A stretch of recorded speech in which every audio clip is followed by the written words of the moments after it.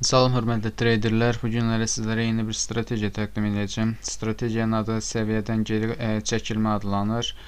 Belə adlanmasına səbəb dəstək və müqavimət xəttlərində yaranacaq indikatordan istifadə etməyimiz olacaqdır. Sistem hər bir valyutada istifadə oluna bilər. Time frame, zaman intervalı 4 saatlıq zaman intervalında istifadə edəcəyik. Və iki indikatordan istifadə edəcəyik. Stoxastik oscillator və müqavimət dəstək xəttlərini göstərən indikatordan və bu dəstək müqavimət göstərən indikator birbaşa standart olaraq platformamızda olmadığı üçün mən bunu InfoRex'in Facebook'dakı qrupunda yerləşdirəcəm və oradan yükləyə bilərsiniz platformanıza. Deməli, birbaşa elə standart parametrlərlə SR Lines adlı indikatoru platformamıza daxil edirik.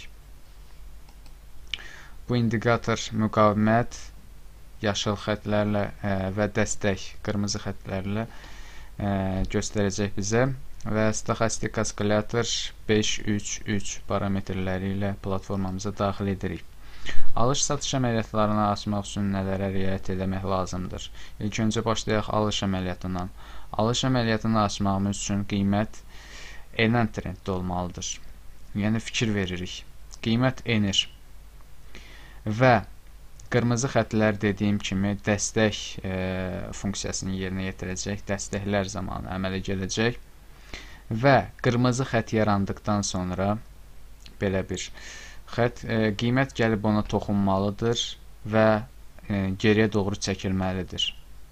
Geriyə doğru çəkilmə 20 punktdan çox olmamalıdır və 3 punktdan da az olmamalıdır. 3-20 punkt arasında olmalıdır. Yəni birbaşa həmin dəstək xəttinə toxunmada düzgün sayılmır.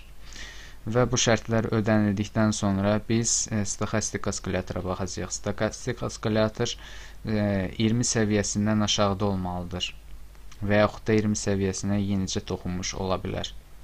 20 səviyyəsindən yuxarıda olmağı isə məsləhət görülmür, yəni həmin anlarda bazara daxil olmaq. Və bu şərtlər daxilində biz bazara daxil olacağıq 80 punktluq take profit qoyaraq və 30 punktluq da stop loss qoyaraq. Bu alış əməliyyatı haqqındaydı. Misal üçün buradakı vəziyyətdə qiymət gəlir toxunur, enən trendlə hərəkət edir və dəstək xəttinə toxunur, geri çəkilir. Stoxastik oscillatorda da bu şərt ödənildikdən sonra biz bazara daxil oluruq. Burada 30 punktluq stop loss qoyuruq və 80 punktluq da take profit orderi. Take profit orderini də hardasa bu zonada artıq vurmuş olacaq 80 punktluq bir take profiti. Belə və bir şey də qeyd edeyim ki, əgər qiymət həmin dəstək xəttinə toxunduqdan sonra 20 punktdan artıq hərəkət edirsə, bu zaman bazara daxil olmayacaq və həmin siqnalı buraxmış olacaq. Satış əməliyyatı haqqında. Satış əməliyyatını açmağımız üçün qiymət kəskin qalxan trend istiqamətli olmalıdır və bundan sonra müqavimət xətti ilə üzləşməlidir. Müqavimət xəttinə toxunmalıdır və müqavimət xəttindən geri çəkilməlidir. Bu şərtlər ödənildikdən sonra biz stoxastik oscillatora baxacağıq. Stoxastik oscillatorun səviyyəsi 80 səviyyəsindən yuxarıda olmalıdır, necə ki burada görsəndiyi kimi. Əgər 80 səviyyəsindən yuxarıdadırsa, o zaman biz bazara daxil olacağıq, 30 punktluq stop loss orderi qoyacağıq və 80 punktluq da bir take profit və əvvəldə də dediyim kimi qiymət tam olaraq müqavimət xəttinə toxunmamalıdır. Müqavimət xəttindən 3 və yaxud 20 punktluq bir geri çəkilmə etməlidir və bununla yanaşı da 20 punktdan çox hərəkət edərsə həmin siqnalda buraxmaq daha məsləhətli olar. Strategiya haqqında bu qədər və bir şey də qeyd edeyim ki, orta statistik göstəricilərə görə ay ərzində 120 punktluq bir take profit, daha doğrusu qazanc vermiş olur aylıq orta statistik göstəricilərə əsasən. Bu ilin əvvəlindən deməli hazırki vaxta qədər 30 əməliyyat işlənmişdir, yəni 30 siqnal vermişdir.